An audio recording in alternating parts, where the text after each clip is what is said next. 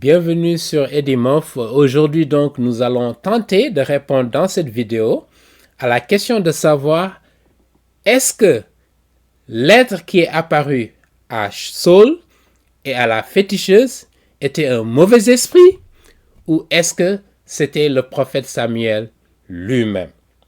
Voilà donc la question à laquelle nous voulons essayer de répondre aujourd'hui en parcourant le contexte de ce passage ici. Et voilà donc, et nous allons essayer d'apporter 6 raisons principales qui nous poussent à avancer l'idée que l'être qui est apparu au roi Saul et à la féticheuse était bel et bien le prophète Samuel. Donc 6 raisons principales. Donc la première raison que nous voulons avancer est la suivante. Donc la réaction inhabituelle de la féticheuse à l'apparition de Samuel nous fait croire qu'elle ne s'attendait pas à ce qu'elle a vu. Voilà donc la première raison qui nous pousse à croire qu'il s'agissait bien du prophète Samuel. Parce que les féticheurs, dans leur séance habituelle de divination, de contact avec les morts, de pratique de la magie ou de pratiques occultes auxquelles ils s'adonnent, ils n'ont pas l'opportunité de voir ce que la féticheuse a vu avec un être en chair et en os qui était Samuel.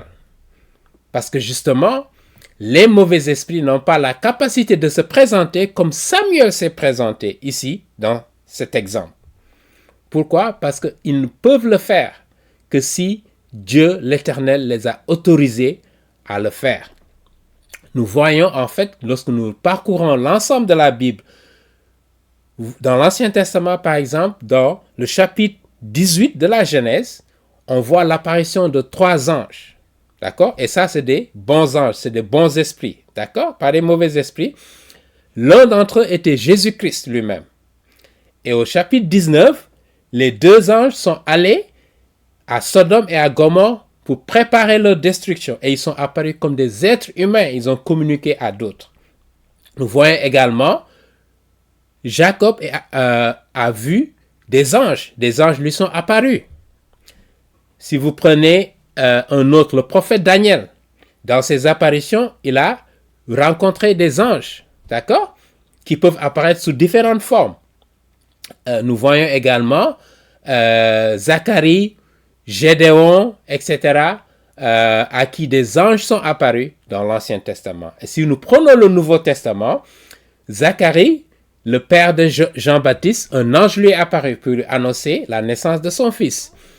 Joseph, Marie, à qui des anges sont apparus. Nous voyons également les apôtres, Saint Pierre, des anges lui sont apparus. Saint Paul, le premier païen qui a été converti, Cornelius, un ange lui est apparu, etc., etc. Et donc, les bons esprits ont la possibilité d'apparaître, on le voit en tout cas dans la Bible, mais les mauvais esprits qui apparaissent comme des êtres humains, c'est des faits rares. Voilà ce qui nous conforte dans l'idée qu'il s'agissait bien du prophète Samuel et que la féticheuse n'est pas habituée à ce type de vision ou d'apparition. D'accord? Et je rappelle que dans le livre de l'Apocalypse, au chapitre 12, verset 4, la Bible nous précise qu'il y a eu un événement au paradis lorsque les anges étaient avec Dieu. Satan, qui s'est rebellé contre Dieu, a tiré 1/3 des anges avec lui. Vous pouvez le lire. Et ces anges-là ont été renvoyés sur terre. Dieu les a chassés du paradis pour les amener sur terre. Et voilà pourquoi dans Genèse chapitre 6, on nous parle de ces gens qui sont sur terre. Dieu les a autorisés à venir sur terre, mais ne leur a pas permis de faire tout ce qu'ils veulent. Dans Genèse chapitre 6, nous pouvons lire précisément ce que la Bible nous dit concernant des anges qui sont apparus sur terre et qui ont fait des choses qui n'étaient pas autorisées. Dans Genèse chapitre 6, on peut lire « Lorsque les hommes eurent commencé à se multiplier sur la face de la terre et que des filles leur furent nées. » D'accord? Les fils de Dieu qui sont donc les mauvais esprits que Dieu avait chassés du paradis pour les faire venir sur terre. Donc, ils virent que les filles des hommes, ici pour parler des femmes, étaient belles et ils en prirent pour femmes. Donc, ils ont eu une union avec ces femmes-là et les ont enceintés parmi celles qu'ils choisirent. Alors, l'Éternel dit, « Mon esprit ne restera pas à toujours dans l'homme, car l'homme n'est que chair et ses jours seront de 120 ans. » Les géants étaient sur la terre, donc il y a des géants qui sont des êtres hybrides qui sont nés justement de ces démons-là, avec des femmes, des êtres humains sur terre. Et après que les fils de Dieu, donc ces mauvais esprits-là, ces anges, furent venus vers les filles des hommes, entrés en union avec elles, et qu'elles leur eurent donné des enfants, ce sont ces héros qui furent dans l'Antiquité. Voilà ce qui s'est passé. Dieu avait autorisé à ces mauvais esprits d'aller sur terre, il les a chassés, il les a punis, mais ils ont commis une faute grave en faisant union avec d'autres êtres humains. Et qu'est-ce qui s'est passé? Parmi ces mauvais esprits-là, Dieu a enchaîné, il a mis en prison certains d'entre eux. Et ça date du temps de Noé jusqu'à aujourd'hui. Ces mauvais esprits sont en prison quelque part dans cet univers. Plus de 6000 ans. Et Dieu, justement, comment nous le savons, dans la deuxième épître de de Saint Pierre du moins, chapitre 2, verset 4. Lisons-le de près pour voir ce que la Bible nous dit. Car si Dieu n'a pas épargné les anges qui ont péché, justement ici ça se réfère aux anges de Genèse chapitre 6, qui ont péché parce qu'ils sont entrés en union avec des femmes que Dieu n'avait pas autorisées. Mais s'il les a précipités dans les abîmes de ténèbres, donc il les a mis en prison et les réserve pour le jugement dernier. Et si nous allons également dans le livre de Jude, verset 6 nous dit la même chose qu'il a réservé Dieu pour le jugement du grand jour, enchaînés éternellement par les ténèbres, les anges qui n'ont pas gardé leur dignité, mais qui ont abandonné leur propre demeure. Donc aujourd'hui, ils sont en prison, mais ils vont sortir un jour pour le grand dernier jugement, pour être envoyés en enfer pour l'éternité. Voilà ce que la Bible nous dit. Donc il y a de très rares occasions où ces démons, ces mauvais esprits peuvent apparaître comme des êtres humains. Voilà une raison qui nous conforte, qui nous amène à croire que l'être qui est apparu n'était pas un mauvais esprit, mais Samuel lui-même, le prophète Samuel. Parce que les féticheurs n'ont pas l'habitude d'avoir ce type d'apparition. Donc ça, c'est la première observation. Il est aussi intéressant de remarquer que c'est Saul qui a identifié l'être qui est apparu, Samuel, et pas la féticheuse. Alors que c'est la féticheuse qui a vu en premier lieu un vieillard, elle décrit un vieillard qui a un manteau. Et c'est là où Saul a su qu'il s'agissait justement du prophète Samuel. Donc il est intéressant de remarquer que c'est Saul qui a pu l'identifier. Maintenant, on se pose la question de savoir comment se fait-il? Parce que le prophète Samuel, il est connu de tout Israël et même en dehors. D'accord? Parce que les prophètes qui sont l'intermédiaire entre Dieu et le peuple juif, et qui sont même craints par les rois comme Saul. Donc, il est hors de question que la féticheuse ne connaissait pas le prophète Samuel. Comment se fait-il qu'elle n'a pas pu identifier le prophète Samuel? Maintenant, il y en a qui avancent l'idée que ici, dans ce cas, c'est un vieillard qui apparaît, parce que Samuel est mort vieux. Dans le chapitre 25, justement, où on parle de sa mort, il était vieux, d'accord? Certains avancent l'idée que ceux qui sont morts et au paradis, s'ils sont morts jeunes ou s'ils sont morts bébés, comment ils vont apparaître? Donc il y a un débat de ce point de vue, mais ici on voit que c'était un vieillard qui apparaît. D'accord? Donc ça c'est la deuxième observation.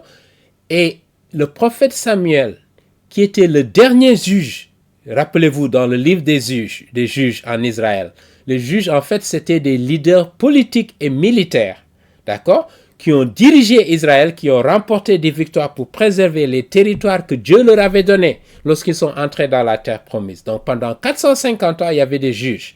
En particulier, Samson était un des juges, Gédéon et d'autres juges.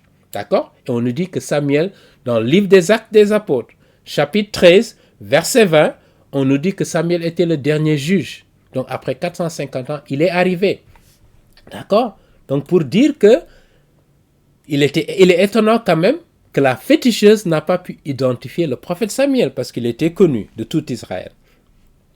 Une troisième observation qui nous fait croire que l'être qui est apparu n'était pas un mauvais esprit, mais bien le prophète Samuel. Parce que la féticheuse nous dit qu'elle a vu un être en chair, d'accord, qui apparaît comme un être divin. Un être divin, ici, l'expression c'est Elohim. Regardons de près ce passage encore dans le livre de Samuel pour voir un peu la caractérisation de Samuel dans le verset 13. Ok? Le roi lui dit, Saul, ne crains rien, mais que vois-tu? La femme dit à Saul, je vois un Dieu. Justement, cette expression-là, en hébreu, c'est Elohim qui monte de la terre pour dire que, justement, la féticheuse a vu un être extraordinaire qui n'était pas un être ordinaire. D'accord? Et donc, Elohim, c'est utilisé à la fois aussi pour Dieu, le Dieu de la Bible qui est un Dieu trinitaire, parce que Elohim, c'est un terme pluriel, d'accord? Qui caractérise Dieu aussi qui est un être pluriel, parce qu'il a Dieu le Père, Dieu le Fils et Dieu l'Esprit Saint, d'accord? Mais le terme qui est exclusivement réservé à Dieu, c'est Yahvé, Jéhovah, d'accord? L'être auto-existant. Mais ici, la féticheuse a vu un être divin, Elohim. D'accord? Ce qui suggère qu'il y avait quelque chose de solennel dans la personne qui est apparue, Samuel. D'accord? Et donc, ça va au-delà des apparitions habituelles que les féticheurs font face à rencontres dans leur pratique de divination, de contact avec les morts et de magie. Et donc, pour dire ici, en résumé, à travers ce passage, Dieu veut nous rappeler d'abord qu'il interdit ces pratiques de divination qui sont une abomination à ses yeux. Et encore une fois, si vous êtes chrétien, vous êtes interpellé, Dieu vous demande d'abandonner ces pratiques. Et si vous ne connaissez pas Jésus-Christ, il vous demande de renoncer à ces pratiques de divination.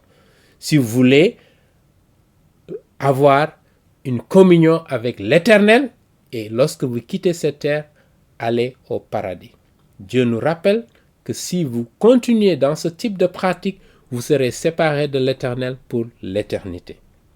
Et donc c'est important ici de rappeler que les pratiques de divination ont souvent rapport avec des mauvais esprits et non pas avec des êtres habituels qui peuvent apparaître. On nous fait croire qu'il s'agit de morts qui reviennent à la vie, mais en réalité, c'est des mauvais esprits qui communiquent justement pour faire quoi? Pour détourner ces gens qui s'adonnent à ces pratiques de l'Éternel, pour les détourner de la vérité. Voilà donc ce que je voulais rappeler. Donc la première raison qui montre qu'il ne s'agit pas d'un mauvais esprit, mais de Samuel même. Nous allons nous arrêter ici et dans une prochaine vidéo, nous reviendrons sur d'autres raisons qui nous poussent à croire qu'il s'agissait bien du prophète Samuel en nous référant au contexte immédiat de ce passage, mais également à l'ensemble de la parole de Dieu. D'accord? Pour voir la concordance entre ce que Dieu nous dit et ce que ce passage nous dit. Amen. Que le Seigneur vous bénisse. Restez à l'écoute.